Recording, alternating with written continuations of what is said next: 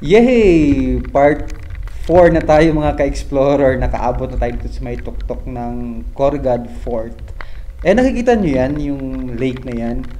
Nafo-form yan sila kapag monsoon season. Kapag palagi yung ulan, 24/7 yung ulan. Yan, nagkakaroon ng lake dito sa tuktok ng fort sa may taas mismo. So dalawa yan sila, twin lake siya. Kaya ayan, pupunta tayo dito. Iikutin natin siya. Malit lang naman siya na lake, pero enough na siya makapag-store ng water.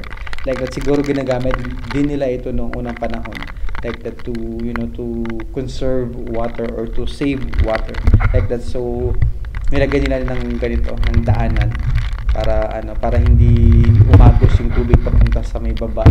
No, itong yan yung fence na yan or tsaka yung wall pala sa gilid like that. Ano na yan? Cliff na yan sa may likuran yan. So nakakatakot. Masyadong mataas na yan diyan. Kasi kapag titingnan mo sa may baba, habang paakyat ako, tiningnan ko ang taas-taas like that. Sabi ko, ha? Yun yung aakyatin ko like that. Parang hindi ako makakapaniwala na masyadong matarik kasi. Ayan. And eto nga umuulan, inaatake tayo ng ulan. Masyadong malakas yung hangin, ihip ng hangin at saka yung ulan diyan. Naririnig niyo sa tao dito. Sa may tunog sa may cam. Masyadong masakit sa balat, sa mukha like that. Kapag kasi ang ulan dala siya ng malakas na ihip ng hangin. Kaya ayun, masakit sa balat kapag tumatama. And ayun nga, may isang grupo tayong nakasalubong like that.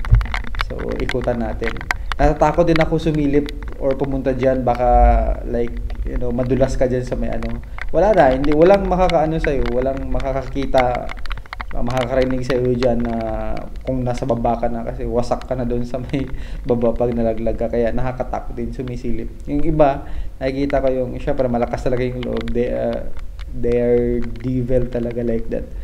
So, yung mga ganong klaseng adventure. Ako hanggang akyat lang, hanggang explore lang dito sa may, kung ano yung makikita pa dyan sa may taas like that.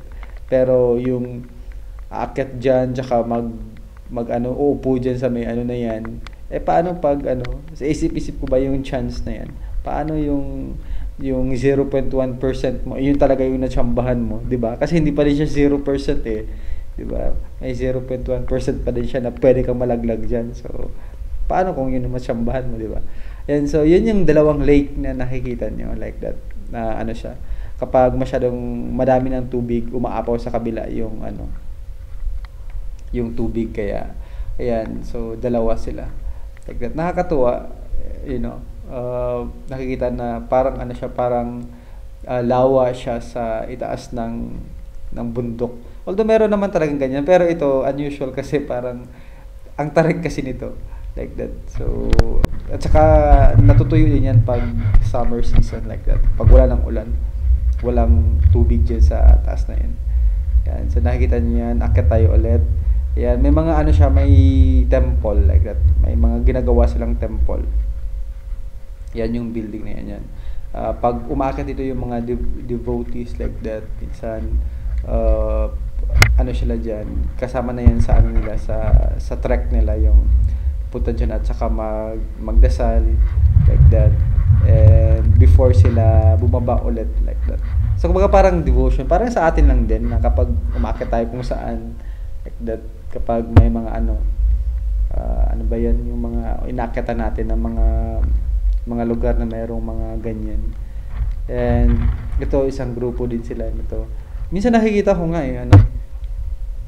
yung isang bus talaga, isang grupo talaga sila, like isang company din. Yan, sila, nag-trek sila dyan. Isang company, minsan isang school, ganun, school bus yung nakikita ko. Nung pagbaba ko nito, nakikita ko ng mga siguro 6 na bus. Sunod-sunod sila, like ganun, sa sobrang dami. So sabi ko, swerte na lang at least maaga ako kasi wala pang masyadong tao. Kasi kapag mga mga 10, 11, 12, ganun, ayan, puno na talaga ng tao dito sa taas na to. Lahat ng sulok may mga tao na. Kaya mas mabuti na maaga.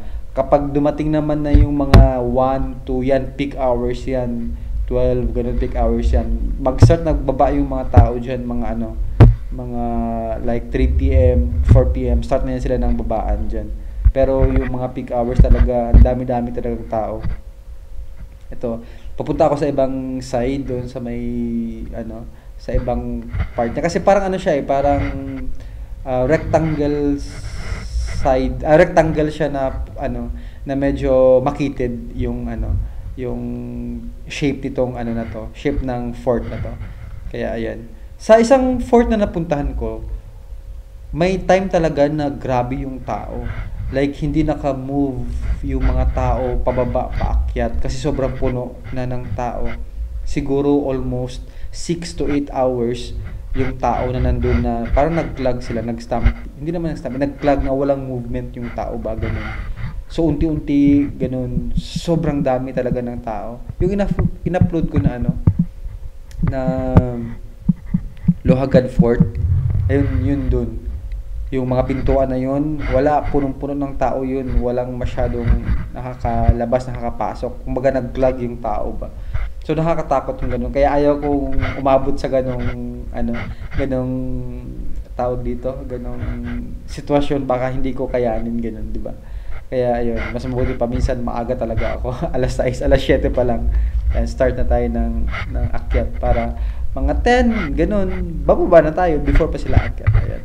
So maraming salamat sa subaybay ninyo sa series na to, sa Corrugad Fort Trek na to. I hope so na nakita nyo at saka na-appreciate nyo yung ganda ng lugar. Maraming salamat mga ka-explorer. Bye-bye. See you soon.